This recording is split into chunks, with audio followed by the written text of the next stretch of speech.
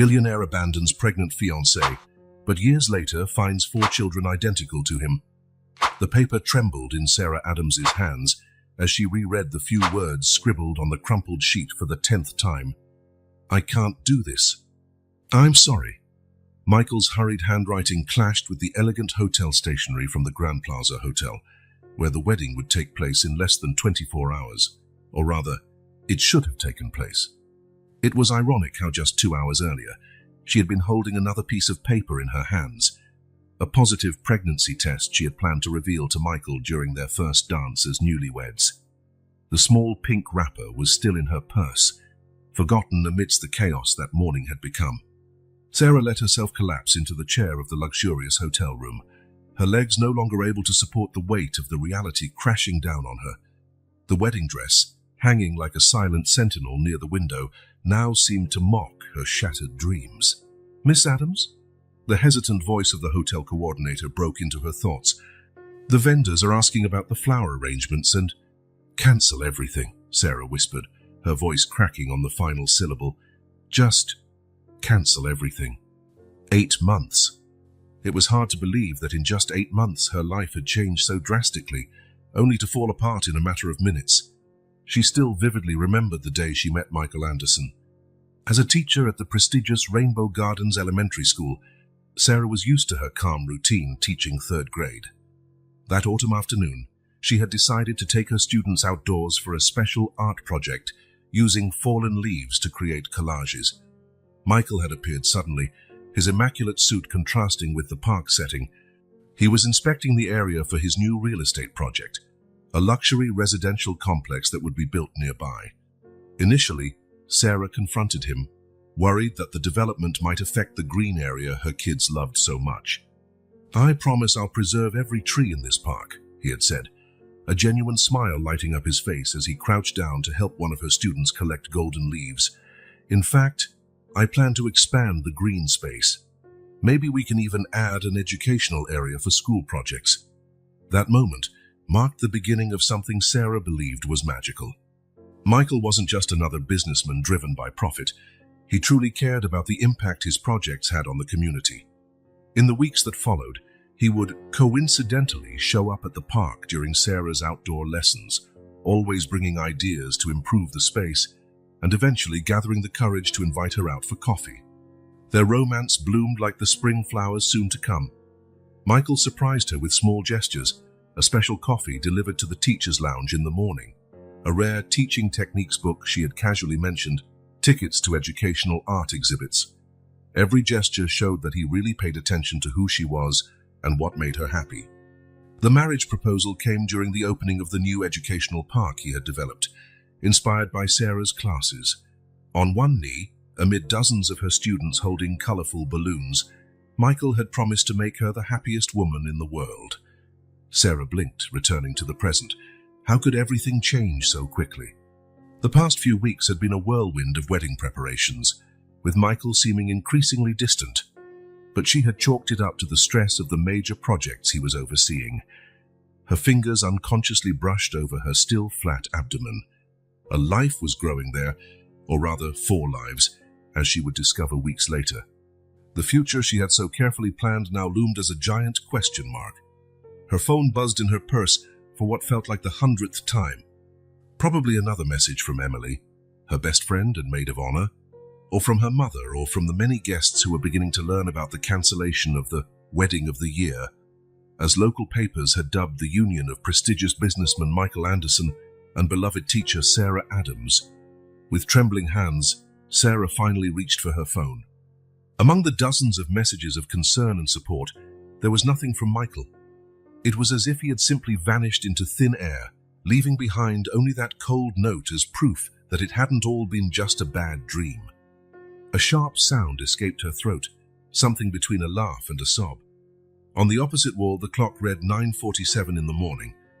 In exactly 24 hours, she should have been walking down the aisle. The invitations, elegantly printed on pearlized paper, were still scattered across the table. Sarah Adams and Michael Anderson request the pleasure of your company at their marriage. The sound of knocking at the door startled her. For a brief moment, her heart raced. Could it be Michael realizing his mistake? But it was only Emily, her usually cheerful face contorted with worry. "Oh, honey," was all she managed to say before pulling Sarah into a tight hug. That's when the tears finally came. Not the silent tears she had shed upon first reading the note, but deep sobs that seemed to come from the depths of her soul. Emily held her tight, an anchor in the storm. "I'm pregnant, Em," Sarah whispered through her sobs, revealing for the first time the news that should have been a reason for joy. Emily froze for a moment, then pulled her even closer. "Then we'll raise this baby, together. You're not alone, Sarah." At that moment, in the midst of the crushing pain of being abandoned, something inside Sarah grew stronger. Her hands once more touched her abdomen, now with a different sense of purpose. It didn't matter that Michael had chosen not to be part of this story. She would write her own chapters. What she didn't know as she wiped her tears and began to plan her next steps was that fate had other plans. Plans that would involve not just one baby, but 4 tiny miracles that would change her life forever. And that 3 years later, the past would come knocking at her door in a way she could never have imagined. Sarah stood up, her legs still shaky but her spirit strengthening with each breath. The wedding dress, still hanging there, would be returned, the flower arrangements would be cancelled, and the dreams of a life by Michael's side would have to be packed away. But a new dream was growing inside her, a dream that, though different from what she had planned, would be more powerful and transformative than she could ever imagine. "Are you ready to see your baby, Sarah?" Dr. Roberts' gentle voice barely concealed her concern as she adjusted the ultrasound monitor. 3 weeks had passed since the wedding that never was, and Sarah had finally found the courage for her first prenatal appointment.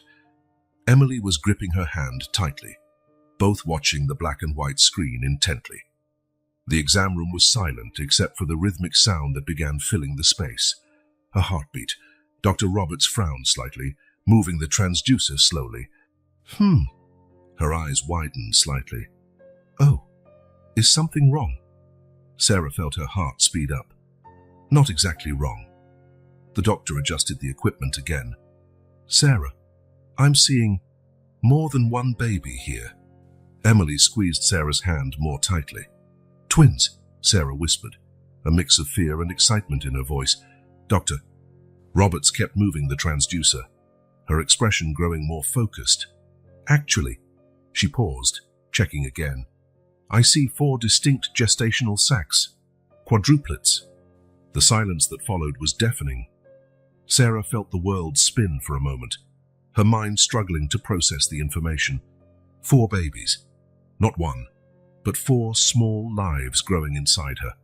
4, Emily's voice came out in a disbelieving whisper. The doctor began pointing at the screen, marking each small circle indicating a baby. Here, here, here, and here, all seem well positioned, with strong heartbeats. Sarah watched the screen, mesmerized, silent tears streaming down her face. 4 small miracles, when she thought she had lost everything. "Sarah," Dr. Roberts took on a more serious tone, "you need to understand that a quadruplet pregnancy is considered high risk. You'll need special care, a lot of rest, and a strong support network." Emily spoke first. "She's got me, and I'm sure." "And me too, dear." The voice came from the doorway, where Mary, Sarah's 68-year-old neighbor, was patiently waiting. She had insisted on accompanying them to the clinic, waiting outside the exam room. "I couldn't help overhearing. 4 babies. Well, now you've got an experienced stand-in grandma to help." That evening, sitting in her small living room, Sarah did the math. Her teacher's salary would barely stretch for 1 baby, let alone 4. Emily and Mary watched as she scribbled figures in her notebook. "I'll need 4 of everything," she muttered, more to herself than to the others. 4 cribs, 4 strollers, 4 times the diapers. "Sarah, breathe," Mary approached, placing a cup of chamomile tea on the table. "One thing at a time." "I don't have time for one thing at a time, Mary. In less than 8 months, I'll have 4 babies depending on me." Emily, browsing on her laptop, suddenly perked up. "Sarah, look at this. There are tons of moms online sharing tips on how to make DIY baby clothes and accessories. Some even sell their creations." Sarah looked up from her calculations. During her years of teaching, She had been known for creating handmade teaching materials. Her craft skills were praised by other teachers and parents. You know, she took the laptop from Emily, scanning some of the pages. I could do this in my spare time after classes, and I can help with online sales, Emily added enthusiastically. Remember, I work in digital marketing. Mary smiled, taking her knitting needles out of her bag, and I can teach you some special stitches I've learned over the years. I made clothes for all my grandkids. And so, Little Treasures by Sarah was born, an online store for handmade baby items. In the following weeks, as her belly began to grow, Sarah established a strict routine. In the mornings, she taught her regular classes. At lunchtime, she offered extra tutoring sessions for students who needed additional help. In the afternoons, after school, she crafted items for her online store, with Mary always nearby, teaching new stitches and techniques. Emily handled the technical side of the store, photographing products and managing social media. To everyone's surprise, Sarah's delicate creations started getting noticed. Her personalized items, especially matching sets for twins and triplets, found a special niche among parents of multiples. You need more rest, Mary insisted, seeing Sarah working late into the night on yet another set of baby overalls. I'll rest when the babies are safe, and I've saved enough for their first months, Sarah replied, though she did accept leaning back on the couch while she sewed. Doctor visits became more frequent, and each ultrasound brought new anxieties and joys. All 4 babies were developing well, though Dr. Roberts remained concerned about the petite mother carrying 4 children. 3 boys and 1 girl, Sarah announced one evening to Emily and Mary, showing them the latest ultrasound. All healthy. Have you thought of names? Mary asked, working on a blanket featuring 4 different colors, 1 for each baby. Sarah caressed her now prominent belly. Matthew, William, James, and Elizabeth. She smiled softly. I wanted names that were strong yet gentle at the same time. As her pregnancy progressed, the school community mobilized to help. Parents bought her creations, teachers organized a surprise baby shower, and even the principal offered flexibility in her schedule. One afternoon, while putting together another order, Sarah came across an old newspaper featuring Michael's photo. He was shown smiling at a new real estate venture, with no sign of the man who had left without looking back. For a moment, her hand shook, but then she felt one of the babies kick. We're going to be fine, she whispered to her belly. Mommy promises. The small living room of Sarah's apartment gradually transformed into a mini studio, with fabrics, threads, and half-finished pieces neatly organized by Mary, while Emily turned the spare bedroom into a cozy nursery for 4. It's a miracle, Mary remarked one night, watching Sarah asleep on the couch, surrounded by partially made clothes, her belly huge at 8 months along. She's stronger than she realizes. Emily nodded, covering her friend with a blanket. She always was. She just needed to find out for herself. Sarah shifted in her sleep, her hands instinctively protecting the belly where 4 little hearts beat in unison. In her dreams, there was no room for nightmares of broken weddings or fiancés who left. There was only the future, daunting, scary, but filled with love multiplied by 4. Matthew, let go of your sister's hair. William, no, you can't climb that. James, honey, where did you hide your brother's shoes? Elizabeth, please don't feed Mr. Whiskers your breakfast. It was a typical morning in the Adams household. Sarah, balancing a tray of animal-shaped pancakes, navigated the organized chaos of her morning routine. 3 years had passed since her 4 miracles came into the world, and each day was a new adventure. Mr. Whiskers, the tabby cat that Elizabeth had adopted through the window, watched the scene from his privileged spot on the windowsill, probably grateful to be an only child. Mummy, look. Matthew, the oldest by exactly 3 minutes and 12 seconds, as he loved to remind everyone, showed off a drawing with pride. At just 3, he already showed a protective streak, always keeping an eye on his siblings. It's all 5 of us, Sarah smiled, seeing the stick figures. 1 bigger, meant to be her, and 4 smaller ones, each with a distinctive detail Matthew had added. Glasses for himself, though he didn't actually wear any. A toy car for William, a book for James, and flowers for Elizabeth. It's beautiful, my love. We'll hang it on the fridge after breakfast, okay? Now everyone to the table. The coordination required to feed 4 3-year-olds at the same time rivaled the complexity of a ballet routine. Over the years, Sarah had developed a system. Matthew always sat to her right because he was the most independent. William had to sit between 2 siblings to minimize his attempts at escaping. James, the calmest, sat on her left, and Elizabeth faced her so Sarah could stop her from sharing her breakfast with any animal that passed by the window. "Is Grandma Mary coming today?" James asked softly, his eyes following Sarah as she cut the pancakes into manageable pieces. "Yes, sweetheart. Aunt Emily, too. It's a special day, remember?" "Party!" William shouted, nearly tipping over his glass of milk in excitement. It was the quadruplet's 3rd birthday, and the house was decorated for the occasion. Colorful balloons floated on the ceiling.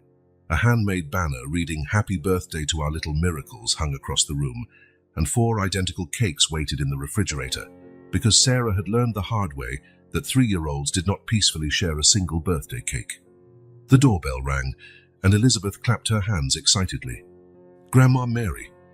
Mary walked in carrying 4 identically sized packages, a lesson everyone had learned quickly. Behind her, Emily arrived with extra decorations and her professional camera.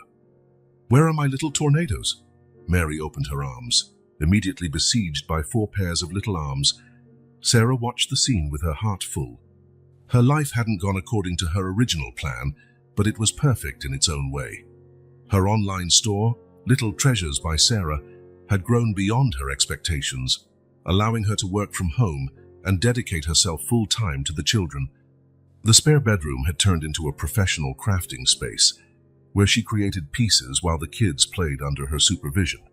The afternoon was a whirlwind of games, laughter, and minor crises, like when William tried to see if he could climb the living room curtains, or when James quietly rearranged all the gifts by color, or when Elizabeth tried to convince everyone that Mr. Whiskers deserved a piece of each cake. Matthew, always the guardian, split his time between opening his own presents and making sure his siblings didn't break anything in the process. "They're so different," Emily remarked, photographing the kids playing with their new gifts. "It's amazing how 4 people who shared the same space for 9 months can have such distinct personalities." Sarah nodded, watching her little ones. Matthew, with his protective nature, was already separating toys that could be dangerous. William, the group's adventurer, turned every new item into a potential expedition. James, quiet and observant, studied each toy meticulously, and Elizabeth, sweet and sociable, was already planning how to share her new treasures with her siblings, and, of course, Mr. Whiskers. "Sarah," Emily hesitated for a moment, biting her lip. "There's something I need to tell you." Something in her friend's tone made Sarah tear her attention away from the children. "What is it?" Emily took a business magazine from her bag. "I saw this at the newsstand this morning." Sarah felt her heart skip a beat when she saw the photo on the cover. Michael Anderson, smiling confidently in a flawless suit beside his newest real estate venture. The headline read, "Real Estate King: How Michael Anderson Revolutionized the Luxury Market." "He's back in town," Emily said softly. The article mentions he'll personally oversee the new downtown project. Sarah looked at her children, oblivious to the emotional storm unleashed in her chest. 4 tiny versions of Michael, the same green eyes, the same dimpled smile, even some mannerisms she couldn't fathom how they'd inherited. "Mommy!" William's trying to stick his new car in his nose. Matthew's shout snapped her back to reality. "Am not," William protested, quickly hiding the car behind his back. "Yes, you are. I saw you." "James saw it too, right, James?" James' eye caught in the crossfire, just shrugged and went back to organizing his new building blocks by size and color. Elizabeth, sensing the tension, immediately began distributing hugs to calm everyone down. "Everybody gets a hug." Sarah took a deep breath, placing the magazine in the nearest drawer. This was their day. 4 candles to blow out, 4 smiles to capture in photos, 4 little hearts to protect. Whatever fate was planning with Michael's return would have to wait. But when the children finally fell asleep that night, exhausted from so much celebration, Sarah allowed herself to look at the photo again. Michael hadn't changed much, maybe a few more lines around his eyes, a more mature demeanor. Had he ever imagined that somewhere in the city there were 4 little hearts beating in sync with his own? Mr. Whiskers jumped onto her lap, purring as if sensing her unease. From the kids' bedroom came the soft sound of their breathing. Matthew probably clinging to his favorite teddy bear, William no doubt sprawled sideways on the bed, James with his books neatly arranged by his pillow, and Elizabeth surely having left some treat for Mr. Whiskers hidden under the bed. Sarah closed the magazine and placed it in the highest kitchen drawer. Tomorrow would be another day full of adventures with her little miracles. The past, for now, could wait. The afternoon sun cast golden shadows across the park as Michael Anderson strolled absent-mindedly, his phone pressed to his ear. It was his daily ritual, escaping the office for half an hour under the pretense of inspecting the grounds near his new development, but really just needing fresh air away from endless meetings. Yes, the contracts will be signed tomorrow, he said automatically, his steps following a familiar path among the trees. No, I don't want to postpone. His words were abruptly cut off when something, or rather someone, collided with his legs hard enough to make him stagger. His phone slipped from his hand, landing on the grass. "You got me! You got me!" a child's voice squealed delightedly. Regaining his balance, Michael looked down to find 2 boys, no older than 3, tangled around his legs. One of them was laughing uncontrollably, while the other tried to stand up, adjusting a rumpled blue t-shirt. "Sorry, mister," said the boy in the blue shirt, helping his brother. Surely they were brothers. They were identical, right down to the mischievous grin back to his feet. And then it happened. Michael really looked at the boys, and the world seemed to freeze. Those eyes. He knew those eyes. They were his eyes, and those dimples in their smiles. It was like looking at his own childhood photos. "William! James!" A woman's voice called out, and Michael felt his heart freeze. He knew that voice. Sarah appeared, running along the path, with 2 other little ones in tow. "How many times have I told you not to run so—" Her voice died in her throat when she saw Michael. Time seemed to suspend. A bird sang somewhere in the distance. A lone leaf drifted lazily between them. Sarah instinctively stretched out her arms, like a lioness protecting her cubs. Matthew, ever watchful, immediately sensed the tension and hid behind his mother's legs. Elizabeth, clutching her favorite doll, waved timidly at the stranger, more out of habit than willingness. William and James, still excited from running, barely registered the historic moment unfolding. Michael could feel his heart pounding against his chest. 4. There were 4 children, 4 little versions of himself, sharing his features, his gestures. His mind screamed conclusions he barely dared to acknowledge. "Sarah." His voice came out hoarse, almost a whisper. She looked different from how he remembered. More mature, stronger. Her eyes, which once overflowed with love for him, now glinted with caution and protectiveness. She clutched Matthew's backpack tightly, her knuckles white with tension. Michael took a step toward her, words forming, explanations, questions, pleas. But Sarah raised her hand, stopping him in his tracks. "Not here." Her voice was firm, controlled, though he could see her hands trembling. "Come to my house at 7 after the kids are in bed. We can talk then." She opened her planner with quick, purposeful movements, tore out a piece of paper, and scribbled an address. Michael watched her fingers tremble slightly as she wrote, the only outward sign of her turmoil. "Mommy, I'm hungry," Elizabeth announced, oblivious to the emotional storm between the adults. "Me too," William immediately chimed in. "And Mr. Whiskers is waiting for us," James softly added. Sarah tucked the planner away, handing Michael the note without letting their fingers touch. 7, she repeated, her voice gentler now. "Come on, my loves," she called to the children, her tone shifting to one of sweet protection. "Let's go home and see what Mr. Whiskers is up to."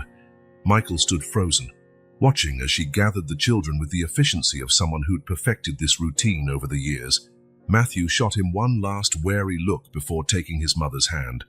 Elizabeth waved again, now more animated by the mention of food and the mysterious Mr. Whiskers. William and James, still brimming with energy, began a new chase toward the park gate. The paper in his hand was shaking, Or was it his hand that shook? The letters danced before his eyes. An address, a few numbers, a whole life's worth of secrets condensed on a tiny slip of paper. His phone still lay on the grass, the call long since dropped. As he bent to pick it up, Michael noticed something else on the ground. A small toy dinosaur, probably dropped during the collision. It was blue, with a few scuffs and a child's name printed on the bottom in shaky handwriting. James. Michael held the toy as if it were made of glass. In his mind, images overlapped at dizzying speed. Sarah on the day they met. Sarah on the day he proposed. Sarah just moments ago, protecting 4 small miracles that shared his traits. The sound of children laughing still lingered in the air, now distant. Michael checked his watch. It read 2:47 p.m. In just over 4 hours, he would have answers to questions he hadn't even known he needed to ask. In just over 4 hours, his life would never be the same. Carefully tucking the dinosaur into his suit pocket, he started walking toward his office. Each step echoed with the weight of 3 years of absence, of missed moments, of first words not heard and first steps never witnessed. The sun continued its path across the sky, indifferent to the emotional earthquake that had just occurred under its rays.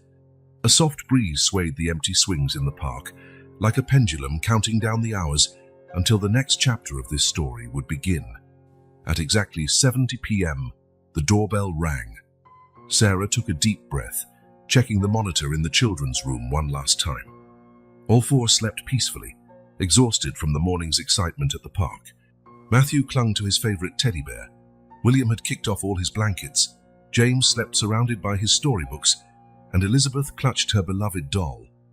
Her footsteps sounded heavy as she walked to the door.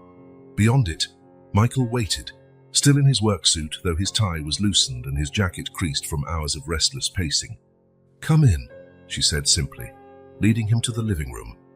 The house was quiet, broken only by the soft ticking of the clock on the wall and the gentle purring of Mr. Whiskers, who watched the visitor suspiciously from the windowsill.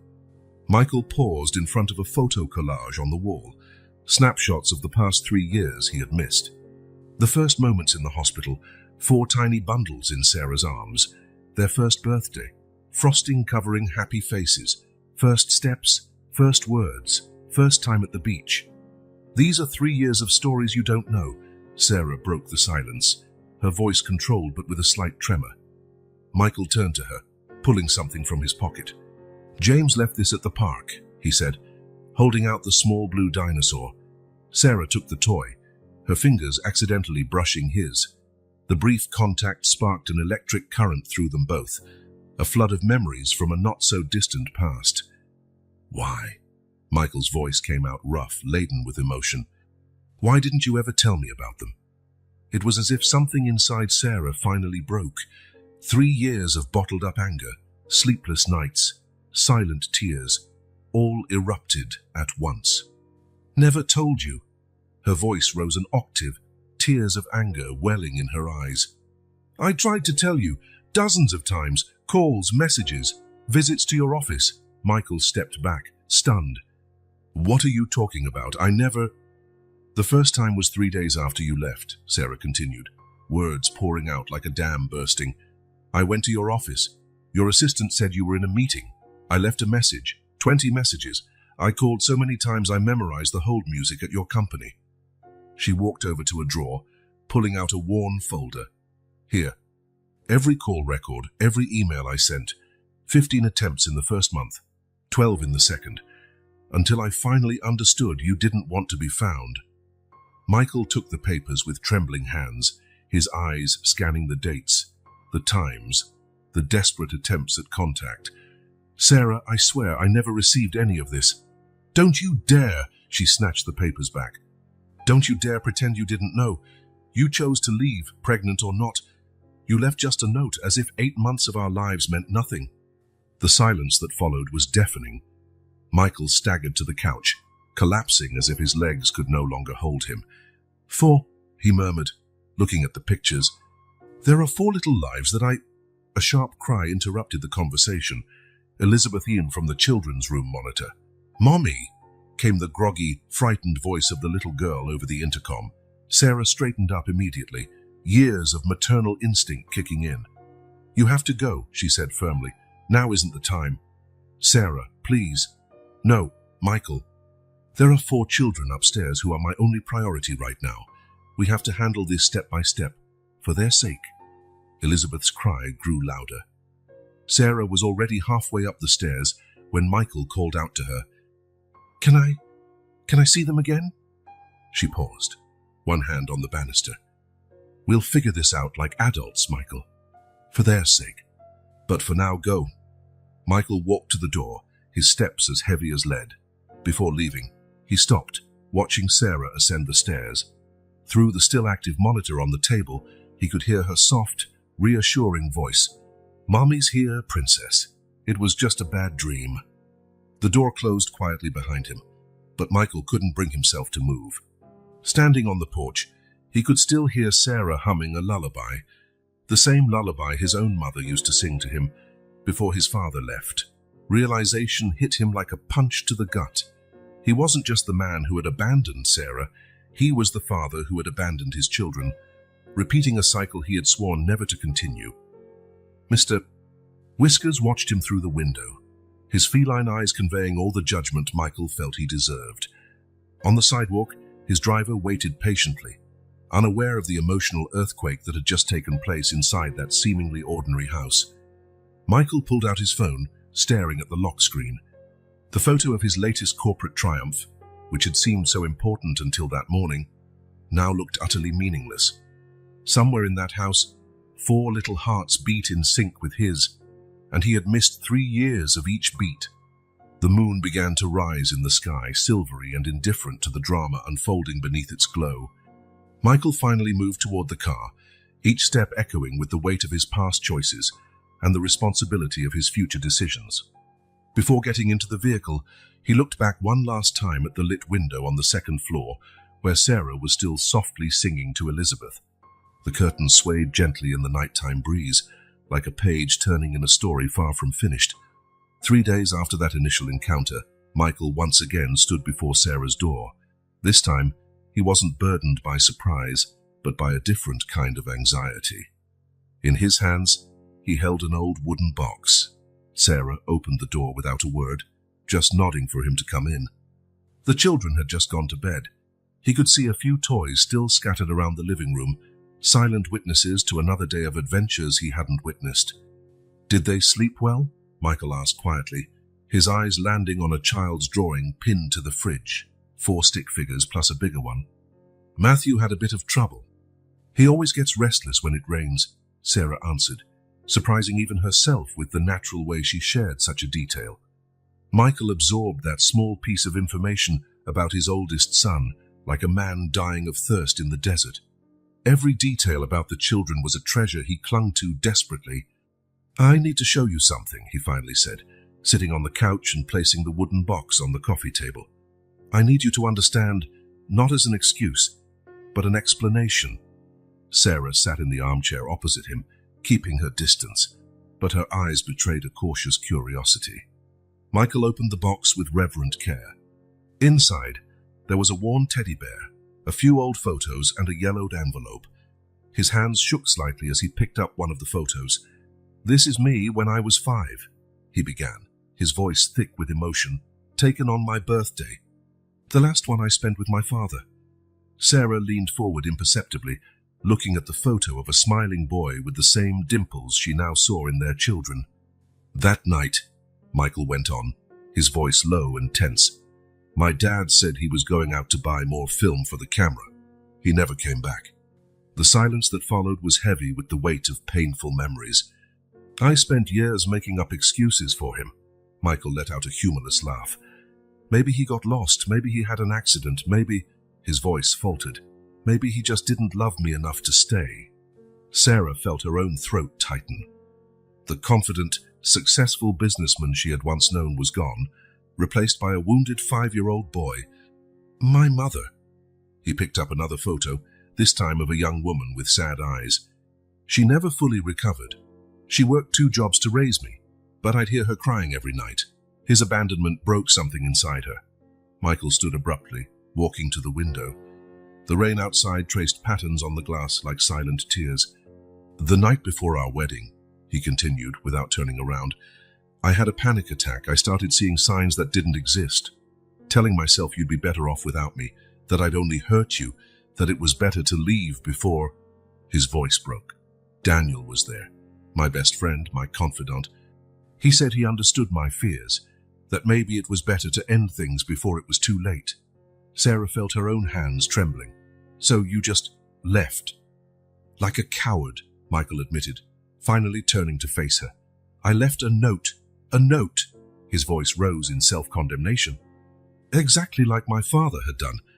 His gaze fell on a recent photo of the children on the coffee table, 4 smiling faces after a day at the pool, their hair wet, eyes shining with happiness. "And now," he continued, voice barely above a whisper, "I realize I've done something even worse. I didn't just abandon you, Sarah. I abandoned 4 innocent lives before I even knew they existed." Michael sank onto the couch, picking up the photo of the children with trembling hands. "Matthew has my eyes. William has that mischievous grin I had at that age. James is quiet the way I was, quiet. And Elizabeth." He touched his daughter's face in the photo with infinite tenderness. "She has my mother's gentle manner." Sarah watched in silence, feeling her defenses begin to crack under the raw vulnerability he was showing. "I spent so long trying not to be my father," he went on, tears now freely streaming down his face, "that I became an even worse version of him. At least he knew his son for 5 years before leaving." A distant rumble of thunder made the house tremble slightly. Through the kids' monitor, they heard Matthew stir restlessly in his sleep. "I can't change the past," Michael said, wiping his tears with the back of his hand. "I can't get back the 3 years I missed. But Sarah," he looked her in the eyes for the first time that night, "if you'll let me, I want to do the right thing now. Not for me, but for them." Sarah felt her own tears falling. For the first time in 3 years, she didn't see the man who had abandoned her, but a 5-year-old boy waiting for his father to return with film that would never arrive. The sound of small footsteps on the stairs broke the moment. Elizabeth appeared, clutching her doll, sleepy eyes half open. "Mommy, I dreamed about butterflies." Michael quickly gathered the photos back into the box. Sarah went to her daughter, lifting her into her arms. "Let's get you back to bed, princess. I'll tell you a story about butterflies." Before climbing the stairs, she turned to Michael. "Tomorrow, we can talk more tomorrow." Michael nodded, picking up his box of memories. As he left, he could hear Sarah's gentle voice from upstairs, telling a story of butterflies that got lost in the rain but found their way home. Outside, the rain continued to fall, washing away old sorrows and perhaps clearing a path for new beginnings. Michael arrived at his office at 6 m, hours before any employee. Sarah's revelation about her attempts to contact him had kept him up all night. Something wasn't adding up. How could so many messages have simply vanished? The building was quiet, only the distant hum of air conditioning breaking the silence. Michael turned on his computer and began sifting through old files. Nancy, his former assistant, had kept meticulous records of everything, one of her most admirable qualities, until she suddenly resigned 3 years ago, right after. Michael stopped, his hand frozen over the mouse. Right after his wedding with Sarah was called off, with renewed urgency, he opened the 2022 folder. The files were all there, organized by date, phone logs, visits, correspondence. His eyes fell upon a subfolder labeled Personal D.A. Daniel Anderson. Inside, he found dozens of emails between Daniel and Nancy. The first one dated a week before the wedding. "Nancy, I need your help. It's about Michael. He's making a terrible mistake with this rushed wedding. As his closest assistant, you must have noticed his changes." Michael's stomach churned as he read the messages. Daniel had manipulated Nancy, convincing her that the wedding would destroy the company, that Sarah had ulterior motives, that Michael needed to focus on his career. "Any contact from her, any messages, let me know first. We'll protect him from her." His hands shook as he opened more files. Our phone log showed dozens of Sarah's attempts to reach him, all marked as not urgent or personal matter, archived.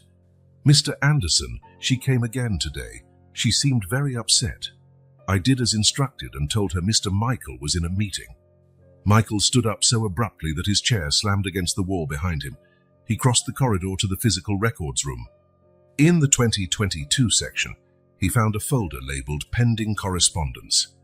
Inside, yellowed with time, were Sarah's notes. Michael, we need to talk. It's urgent. Please call me. Michael, I know you don't want to see me, but this is important. Michael, it's about our The last note was incomplete, Sarah's handwriting shaky and stained with what looked like tears.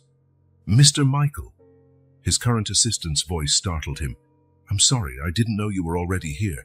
Mr. Daniel just arrived and... Where's Nancy now? Michael interrupted, voice tense. Nancy? She's been working at the West Coast branch ever since... Since when? Since Mr. Daniel transferred her right after... Michael was already leaving the records room, Sarah's yellowed notes clutched in his hand. He strode straight to Daniel's office, opening the door without knocking. Daniel sat at his desk, a steaming cup of coffee in front of him. His usual smile faltered at the look on Michael's face. Mike? Is everything... Michael threw the notes onto the table. Explain. Daniel looked at the papers, color draining from his face. Where did you... 3 years, Daniel. Michael's voice was dangerously calm. For 3 years, you hid her attempts to contact me. Mike, I can explain. 3 years. Michael pounded the desk so hard the coffee cup toppled, staining the notes. I have 4 children, Daniel. 4. And I've missed the first 3 years of their lives because you decided to protect me. Daniel stood, hands raised defensively. You were panicking. You were going to throw everything we built away over a rushed romance. You just wanted what? Michael advanced, his voice trembling with fury. To manipulate me. To keep me away from her. Why? The silence that followed was deafening. Daniel looked away, but not before Michael caught something in his eyes, something he should have noticed years ago. You? Michael stepped back, realization hitting him like a punch. You had feelings for her. Daniel didn't respond, but his silence was all the confirmation needed. All those times you told me to focus on work, not to rush. Michael went on, pieces snapping painfully into place. You orchestrated everything. My fears, my doubts, you fed every one of them. I loved her, Daniel finally admitted, his voice low. From the very first day you introduced her, but she only had eyes for you. So when you started showing doubts about the wedding, you saw your chance. Michael spat, disgust evident in his tone. I thought that once you left, she might eventually... Daniel ran a hand over his face. But she only wanted to reach you. Michael grabbed his phone at opening the photo gallery. He pulled up a picture Sarah had shared.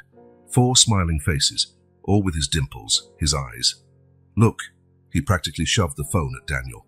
Look at what you made me, miss. Daniel paled even more as he saw the photo. Mike, I didn't know. About the kids, I swear I didn't know. No? Michael pocketed his phone. You only knew she was desperately trying to contact me. That it was something urgent. But you decided you knew what was best. Michael walked over to the window, staring at the city waking up below. How many mornings like this had he lost? How many chaotic breakfasts with 4 toddlers?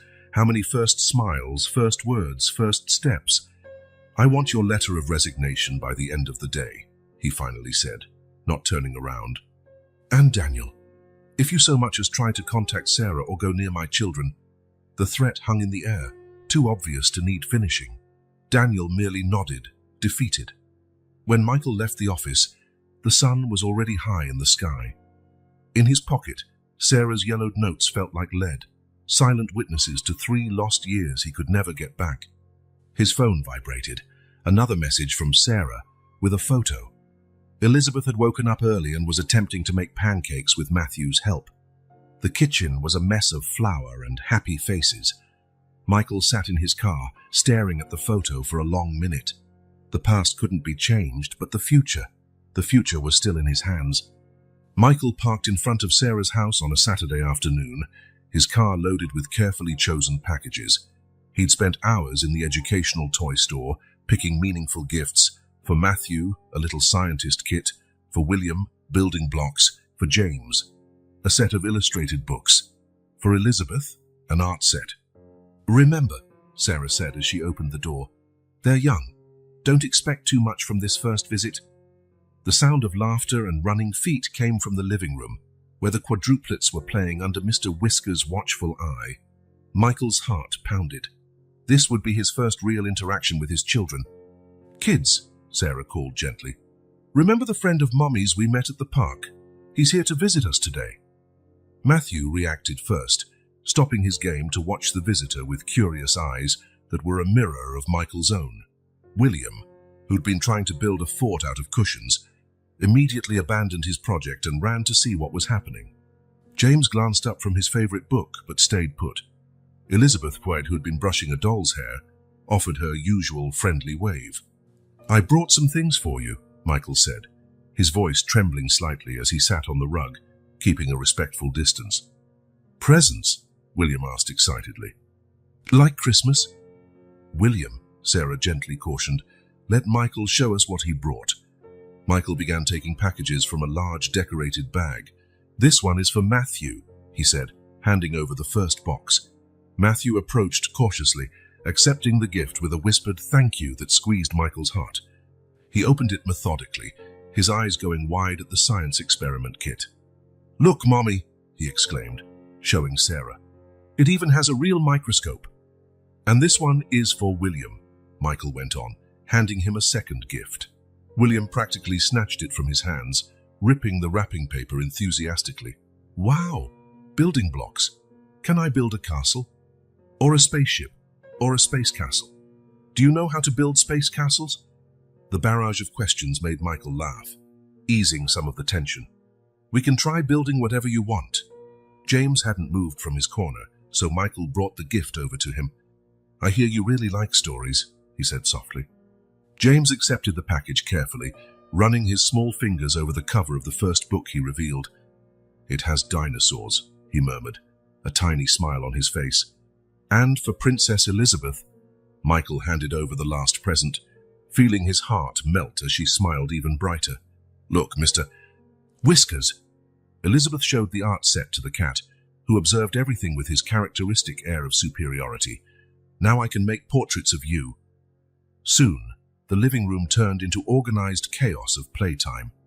William insisted Michael help build the biggest space castle in the world, while Matthew set up his microscope with intense concentration. "Did you know ants can carry 50 times their weight?" Matthew remarked suddenly, surprising Michael with his knowledge. "Really? What else do you know about ants?" That was enough to start a lengthy explanation about insects, with Matthew showing impressive knowledge for his age. James, though still reserved, occasionally came over to show a particularly interesting illustration from his new books. "This T-Rex," he explained quietly, "was the king of the dinosaurs." Elizabeth alternated between drawing and observing the others, occasionally gifting her artistic creations to everyone. "This is you," she told Michael, handing him a colorful drawing of a tall figure holding hands with 4 little ones.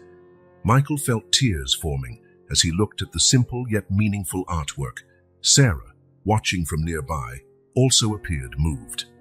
"Snack time," she announced, noticing the children were starting to show signs of tiredness. "Will you come back?" William asked as he munched on a cookie.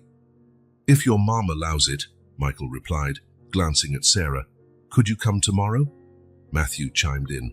"I want to show you the microscope slides. I want to finish the space castle," William added. "There are more dinosaur stories," James said softly. Elizabeth simply smiled and offered Michael half her cookie. Sarah watched the exchange with a mixture of caution and hope. "Maybe we can set another visit for next week," she suggested. "Give everyone time to adjust." When it was time to leave, Michael felt his heart grow heavy. A few hours had flown by like minutes, and each moment seemed too precious to let go. "Bye, nice man," William shouted from the window. "See you later, dinosaur friend," James murmured. "Come back soon," Matthew waved. Elizabeth blew him a kiss. Sitting in his car, Michael held Elizabeth's drawing carefully. On his phone, he had taken pictures of William's half-finished space castle, Matthew's microscope, James's books, and Elizabeth's sketches, memories of a very special afternoon. Later that night, Sarah sent a message. "They can't stop talking about you. William is already planning the next 10 towers he wants to build. Matthew is researching more ant facts. James fell asleep clutching his new books. And Elizabeth? Well, Mr. Whiskers got 3 more portraits after you left." Michael reread the message several times before falling asleep. On his nightstand, Elizabeth's drawing held a place of honor, his first ever family portrait, even if drawn in crayon. That night, for the first time in 3 years, Michael went to sleep with a smile on his face, dreaming of space castles, ant facts, dinosaur stories, and colorful portraits of a certain tabby cat. The financial report shook in Daniel's hands as he tried to explain yet another significant error to the board. For the 3rd time that week, important figures had been swapped, causing considerable losses. Michael watched his childhood friend stumble over his words, noticing the signs of sleepless nights etched on his face. "Meeting adjourned," Michael announced, dismissing the other executives. "Daniel, my office." Now, Michael's corner office at the top floor offered a panoramic view of the city, but that morning the blinds were drawn, creating a claustrophobic atmosphere that matched the tension in the room. "What's going on with you?" Michael asked, pouring himself a glass of water. He did not offer one to Daniel. 3 mistakes in a week? This isn't you." Daniel ran a hand over his face, his mask of confidence finally crumbling. "I can't sleep," he admitted. "I can't focus. Ever since you found out about everything." Michael slammed the glass down on his desk harder than necessary, droplets of water splashing over important documents. "About how you manipulated my life. How you stole 3 years with my children." "That wasn't how it was supposed to go," Daniel began, voice trembling. "At first, I just wanted to protect me," Michael finished bitterly. "Save me from a rushed marriage. Or did you have other motives, Daniel?" The silence was deafening. Daniel sank into a chair, suddenly looking much older than his 35 years. "I loved her," he whispered, words leaving him like a painful confession. "From that first day in the park when you introduced us, the way she smiled, how she talked about her students, how she genuinely cared about everyone and everything."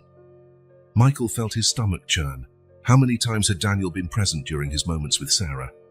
How many times had he watched, planned, manipulated? "Keep going," he ordered, his voice dangerously calm. "When you started showing doubts about the wedding, I saw an opportunity."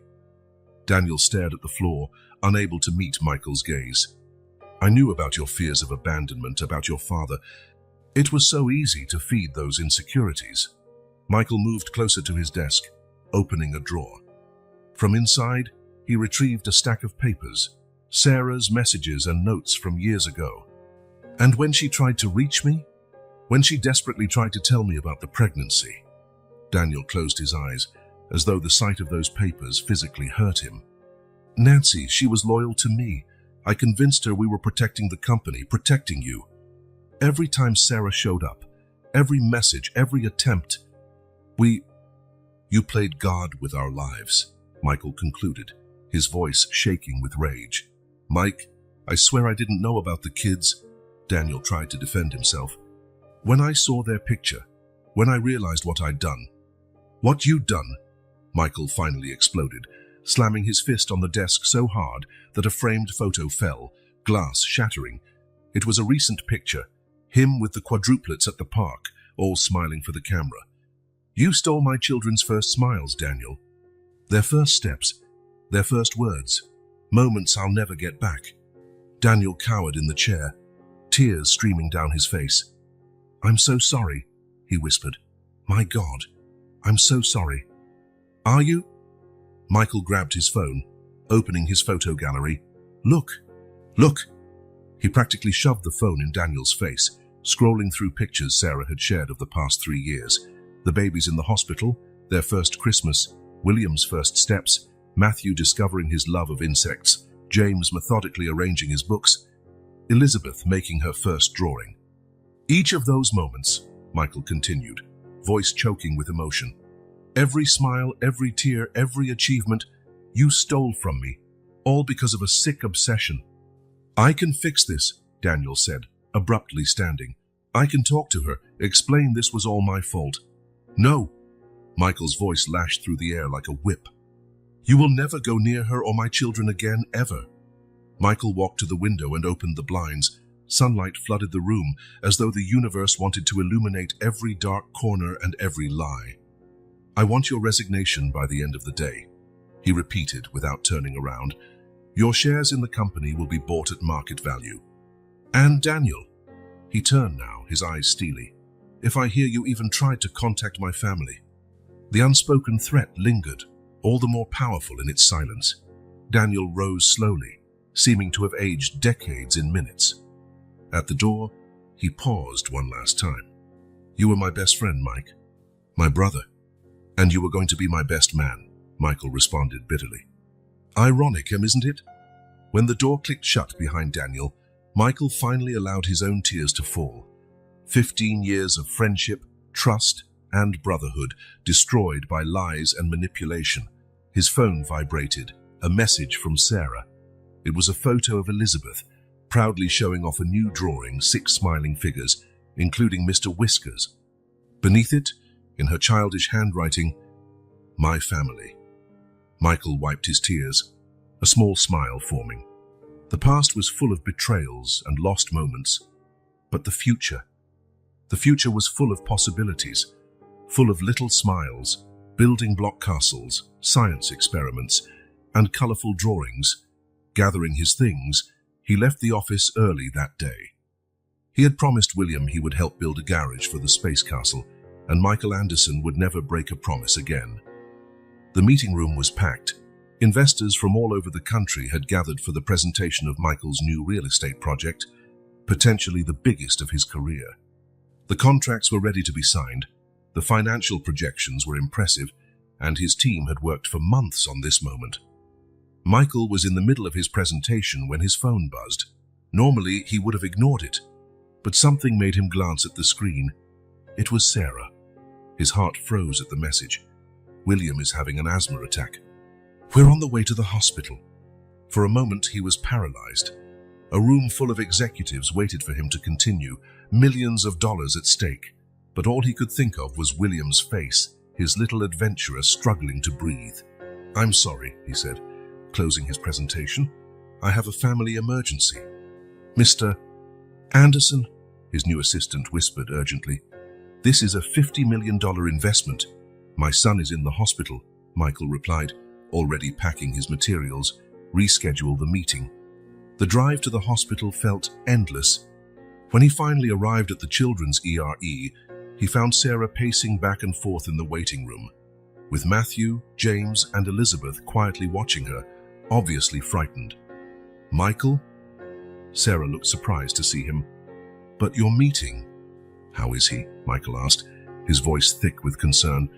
Before Sarah could reply, Elizabeth ran to him, hugging his legs. Will's sick, she said with her small voice. Automatically, he scooped her up in his arms, a gesture that had already become second nature over the past few weeks. Matthew and James moved closer too, seeking comfort in his presence. The doctors have him now, Sarah explained. It started at lunch. He was just playing Go and then suddenly... Michael could see the fear in her eyes. Instinctively, he placed a comforting hand on her shoulder, a gesture she did not reject. The next hours were a trial of patience and worry. Michael alternated between distracting the other 3 children and asking for updates on William's condition. His phone rang constantly with calls from the office, but he silenced them all without hesitation. Family of William Adams, a nurse finally called out. Sarah and Michael stood at once, exchanging a swift glance before following the nurse. William sat on a hospital bed, looking small and fragile with an oxygen mask on, but his eyes lit up at the sight of his parents. Daddy! He called, stretching out his arms. Michael froze for a moment. It was the first time any of the kids had called him that. Sarah also noticed the significance, her eyes welling with tears. Hey, champ! Michael approached, sitting on the edge of the bed. You gave us quite a scare, huh? Sorry, William mumbled through the mask. But can I go back to my space castle now? Michael laughed, relief flooding him to see William's adventurous spirit intact. Let's see what the doctor says first, Okay. The diagnosis was exercise-induced asthma. The doctor explained the treatment, the necessary precautions, and the warning signs to watch out for. Michael absorbed every word, mentally cataloguing every detail he needed to implement during his visits to keep William safe. When they were finally discharged, it was already night. The children were exhausted, but none wanted to leave William's side. "Can everyone sleep in my room tonight?" William asked hopefully. Sarah hesitated a moment, glancing at Michael. "Actually, Michael, would you like to have dinner with us? The kids would feel better and we could discuss William's care plan." "Yes," Elizabeth exclaimed before Michael could respond. And then, to everyone's surprise, she lifted her arms to him and said, "Come on, Daddy. I'll show you my new drawing of Mr. Whiskers." The world seemed to pause for a moment. Sarah held her breath. Matthew and James exchanged curious looks, and William smiled behind his new inhaler. Michael felt his heart swell in a way he never thought possible. "Of course, Princess," he replied, his voice shaking slightly. Dinner was a whirlwind of stories, questions about William's inhaler. It looks like a space device, according to William himself, and future plans. Matthew wanted to know exactly how the medication worked. James silently shared his pudding with his brother, and Elizabeth clung to Michael's lap the entire time. Later that night, when the children finally dozed off, piled together in William's room as they'd requested, Sarah found Michael in the kitchen, helping her clean up. "You walked out of a $50 million meeting because of William's asthma attack," she said softly. Michael set a plate down on the counter, turning to face her. "There was no choice to make, Sarah." "They're my priority now, all of them." Sarah nodded, a small smile forming on her lips. "They called you Dad today." "I noticed," Michael said, his voice trembling slightly. "I never imagined one word could mean so much." From the children's room came the sound of William coughing lightly. Both of them started toward the stairs, stopping only when they realized the cough had subsided. "I think I'll need some help," Sarah admitted. "With William's asthma, the extra precautions—" "I'll be here," Michael promised, "for whatever you need." When he finally left that night, he carried with him a new drawing by Elizabeth, a complete family, including Mr. Whiskers, with the word Daddy written in colorful, wobbly letters. Back at his office, the unsigned contracts from the rescheduled meeting waited on his desk. But on the wall, a new collage was taking shape. Photos, drawings, and small keepsakes from every moment he'd spent with his children. In the center, a recent picture of the 5 of them at the park, all smiling at the camera. His phone buzzed with a text from Sarah, a photo of the 4 kids sleeping together, William in the middle, protected by his siblings. Underneath, she wrote, "They're not just your children anymore, Michael. They're your heart beating outside your chest." Michael smiled, touching the screen gently. The investors could wait. The contracts could wait. The empire he had built seemed small compared to the treasure he had discovered, the unconditional love of 4 little hearts who, in their own way, had always known he would come home. The call came at 3:42 p.m. Michael woke up with a start when he saw Emily's name on the screen. "Sarah was in an accident," Emily's voice trembled. "A drunk driver. She's in the emergency room at Central Medical. The kids are with me, but they're scared." Michael's world froze for a moment, then spun out of control. "I'm on my way." 15 minutes later, he arrived at Emily's house. The children, still in their pajamas, huddled on the couch. Matthew tried to be strong, but his red eyes showed he'd been crying. William was unusually quiet. James clung to his toy dinosaur, and Elizabeth sobbed softly. "Daddy!" Elizabeth ran to his arms the moment she saw him. The other 3 followed, and Michael found himself in the center of a desperate group hug. "Is Mommy going to be okay?" Matthew's voice was barely a whisper. "I'm going to find out right now," Michael promised. "Emily, can you—" "Take them with you," Emily interrupted. "They need their dad right now." The drive to the hospital was silent, broken only by Elizabeth's occasional sobs and the whispered questions from the boys. Michael kept one hand on the wheel and the other reaching back to hold James's little hand. At the hospital, the wait for news felt endless. The children alternated between dozing off and asking about their mother. Michael stayed strong for them, but inside he was breaking apart. "Mr. Anderson," A doctor finally approached. Ms. Adams is stable, but she'll need surgery. She has multiple fractures and a head injury. Can I see her? Briefly. She's conscious, but... Michael turned to Emily, who had arrived to help. Could you stay with them for a moment? Sarah looked pale against the white hospital sheets, tubes and monitors all around her.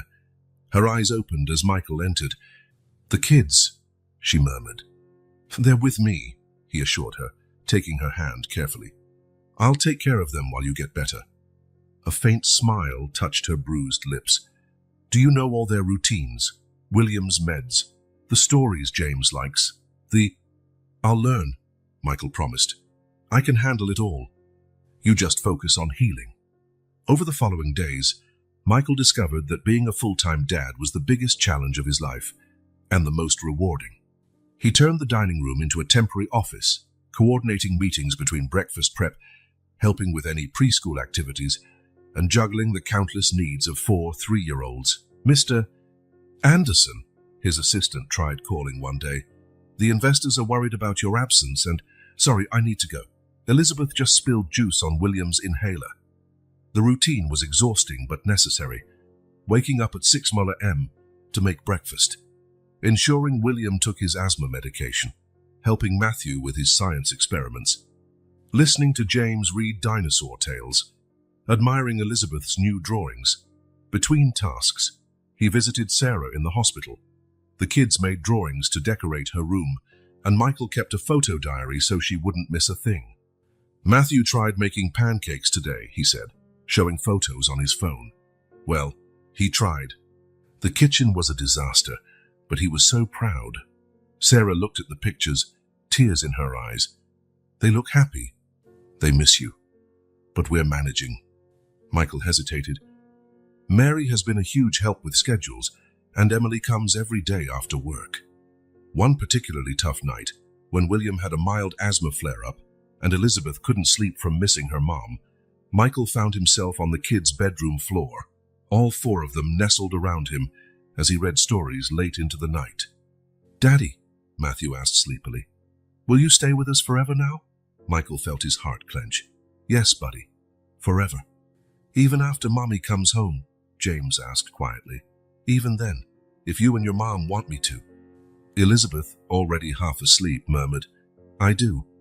2 weeks after the accident, Sarah was well enough for longer visits. Michael brought the children, all carrying handmade gifts. Look, Mommy. William proudly showed her a block castle he'd built with Michael's help.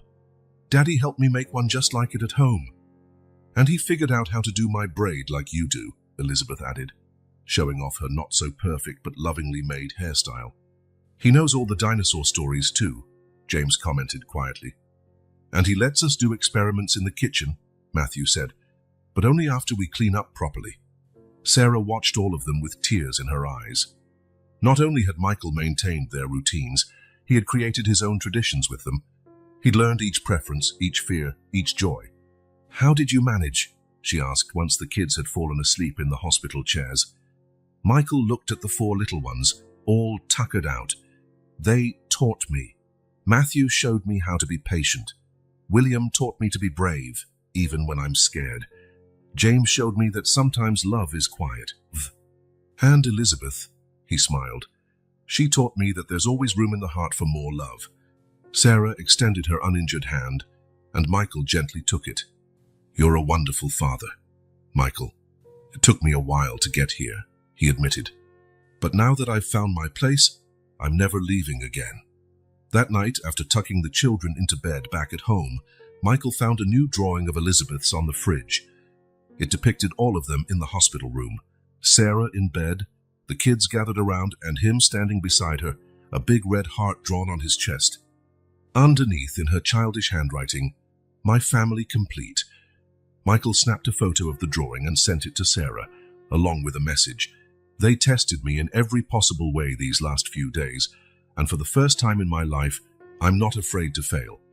Because with them, every mistake is a chance to learn, every challenge is an opportunity to grow, and every smile is proof that I finally found my place in the world. The sound of children's laughter echoed through the house as Sarah watched from the porch, Michael playing in the yard with the kids. Her recovery had been lengthy, 3 months of physical therapy and intensive care, but seeing her 4 little miracles so happy made it all worth it. "Hiya, Daddy!" William shouted, perched on Michael's shoulders as they pretended to be a flying dragon. "Me too." Elizabeth jumped eagerly, waiting for her turn. Matthew supervised everything with the watchful eye of an older brother, while James captured the moment with sketches in his new notebook. "Snack time," Sarah called, smiling as she watched Michael expertly turn the dragon landing into a race toward the kitchen. The new routine they'd established after her return from the hospital was unlike anything they'd planned before, but it worked perfectly. Michael rearranged his work schedule, converting one of the rooms into a home office so he could be present more often. Mornings were dedicated to business, but afternoons belonged to the children. "Look, Mommy." Matthew showed her a photo on his tablet. "Daddy set up cameras in the yard so we can study birds." Sarah smiled, recalling how Michael had turned a simple school project into a science adventure for the whole family. It was in those small moments that she realized how much he had changed, how far he had come. "There's mail for you," Emily announced, arriving for her daily visit with the stack of envelopes. Sarah instantly recognized the handwriting on the envelope. "Daniel." Her heart skipped a beat as she opened the letter. "Sarah, no words can express how deeply I regret my actions. The truth is, my obsession with you and my jealousy of Michael blinded me to the harm I was causing. I stole precious moments from a family, moments that can never be replaced. I'm leaving the country. It's the least I can do after all the damage I've done. Michael was more than a friend, he was a brother, and I betrayed that trust in the worst way possible. You two have built something beautiful and real. The children are living proof of that. I hope one day you can, if not forgive me, at least find peace. With sincere regret, Daniel." Sarah folded the letter carefully, her thoughts interrupted by Michael entering the kitchen with Elizabeth on his shoulders. "Everything okay?" he asked, noticing her thoughtful expression. "Daniel wrote," she replied simply, handing him the letter. Michael read it in silence, his face a careful mask of emotions. Elizabeth, still on his shoulders, played absently with his hair. "Daddy, are you sad?" she asked with the uncanny insight of a 3-year-old. "No, princess," he said, lifting her down to the floor.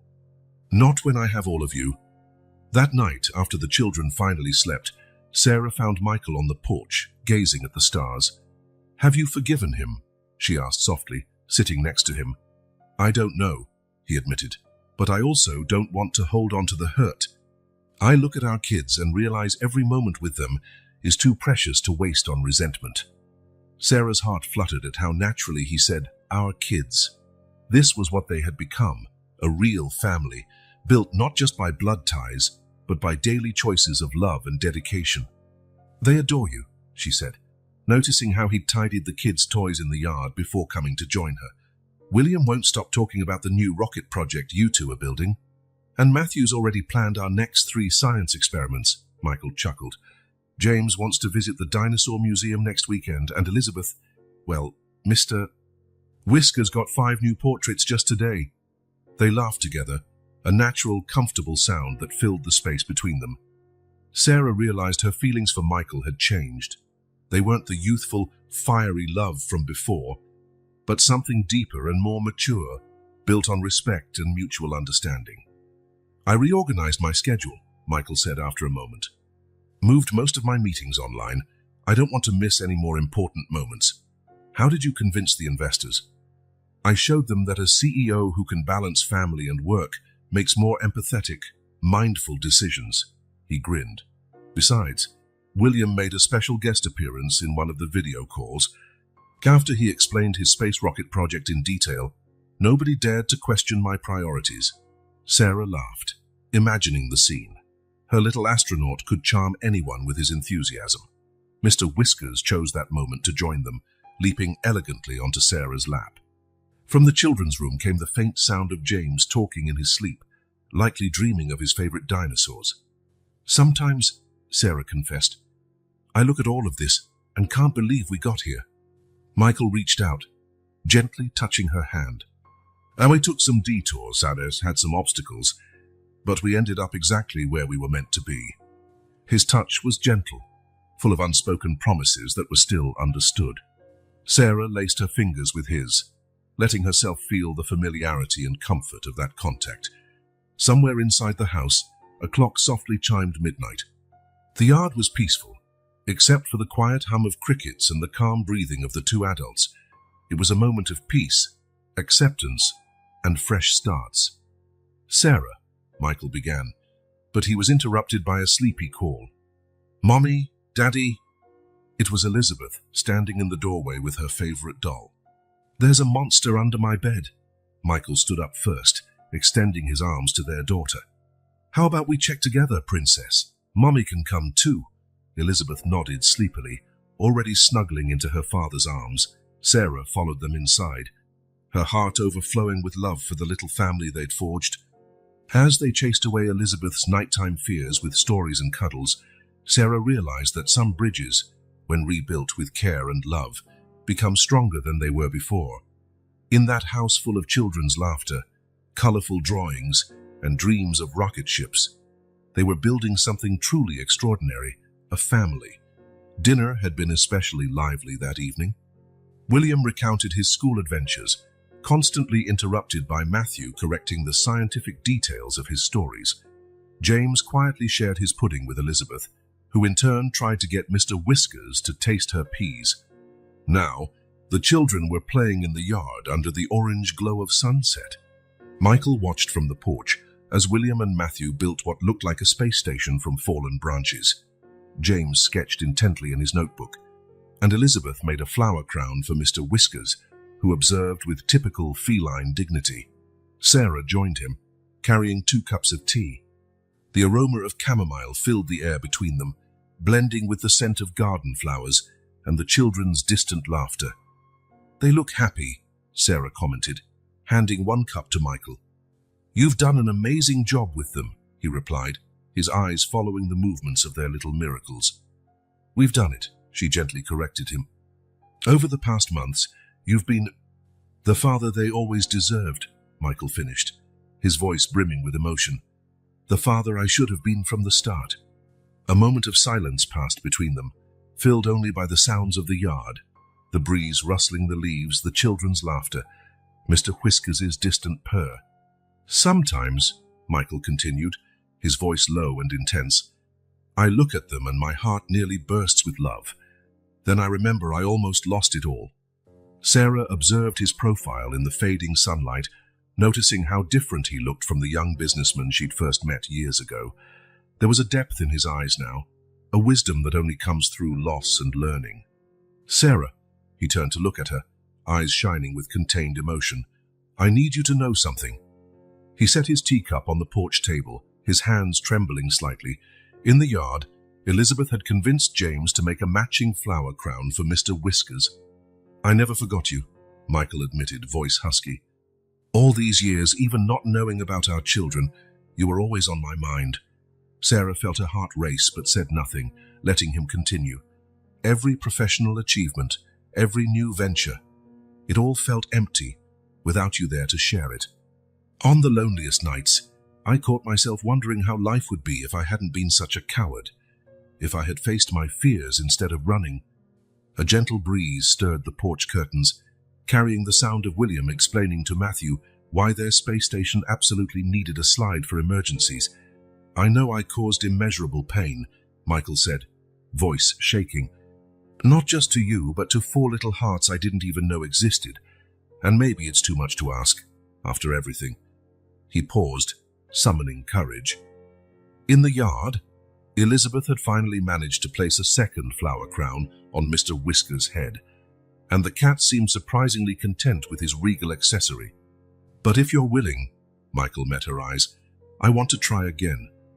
Not as we were before, young and impetuous, but as we are now, older, stronger, with 4 amazing reasons to make it work."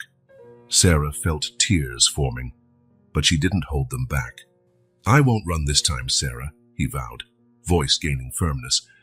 "There's nothing in this world I want more than to make you and our children happy. The 5 of you are my home, my heart, my reason to wake up smiling every morning." In the yard, the children had paused their games, observing the scene on the porch with curiosity. Mr. Whiskers, still adorned with his flower crown, found a better vantage point. Sarah looked into Michael's eyes and saw what her heart already knew. This wasn't the same man who left her with only a note years ago. This was a man who had learned from his mistakes, grown through hardship, and discovered that real success wasn't measured by contracts or skyscrapers, but by children's smiles and shared moments. "Michael," she began, but they were interrupted by a little commotion in the yard. William had tripped over his own space station, bringing Matthew down with him. James tried to rescue his notebook from the wreckage, and Elizabeth used the distraction to weave a second flower crown for Mr. Whiskers. The couple exchanged a glance and burst out laughing, a genuine laugh, full of love and understanding. This was their life, moments of deep emotion interspersed with the adorable chaos of 4 3-year-olds and a princely cat. "Yes," Sarah said simply, when their laughter subsided. "Yes," Michael echoed, eyes bright with hope. "Yes, let's try again," she smiled, wiping her tears. "Not as we were, but as we are now, a family." The word had barely left her lips when 4 little whirlwinds threw themselves onto them. "Group hug," William shouted, immediately joined by his siblings. "Can Mr. Whiskers join too?" Elizabeth asked, already carrying the somewhat resigned cat toward them. James quietly offered his latest drawing, a complete family, with Mr. Whiskers wearing his flower crown. Matthew Sars, ever the observer, declared, "I think the space station needs structural repairs. Daddy, can you and Mommy help?" Michael caught Sarah's gaze over the children's heads, his heart overflowing with love. "We can do anything," he answered, "as long as we're together." The sun finally dipped below the horizon, painting the sky in shades of pink and gold. In the yard, a half-destroyed space station awaited reconstruction. Several flowers had sacrificed themselves for feline royalty, and a family, complete, imperfect, yet utterly perfect in that imperfection, shared a hug that was a promise of forever. Mr. Whiskers, still wearing his crown with regal dignity, watched the scene with approval. After all, it had taken 3 years, a car accident, countless asthma attacks, dozens of drawings, and a few flower crowns for these humans to finally understand what he had known all along. Some hearts, even separated by time and circumstance, never really forget one another. The morning of the quadruplets' 4th birthday began with the usual explosive energy. William woke up first, as always, bouncing onto his siblings' beds, shouting, "It's our birthday." Matthew tried to maintain order, reminding everyone that it was still very early. James hugged his favorite dinosaur toy, quietly watching the commotion, while Elizabeth was already planning which outfit Mr. Whiskers would wear for the party. Michael arrived bright and early, carrying mysterious boxes he firmly forbade anyone from opening too soon. The kids followed him around the yard like ducklings, trying to guess what might be inside. "Rocket ships?" William asked hopefully. "Or a scientist kit?" Matthew suggested. "New books," James murmured. "A new crown for Mr. Whiskers," Elizabeth decided. "It's a special surprise," Michael replied, winking at them. "But I'll need your help with it later." Sarah watched from the kitchen, where she was busy making 4 different birthday cakes, a tradition since their first birthday. Chocolate for William, vanilla for Matthew, strawberry for James, and confetti for Elizabeth. By afternoon, friends and family had gathered. Emily helped with decorations, Mary oversaw the buffet, and Mr. Whiskers kept watch from his regal spot on the windowsill, wearing a bow tie Elizabeth insisted he needed for the occasion. The children raced around the yard, which was decked out with colorful balloons, playing the games Emily had set up.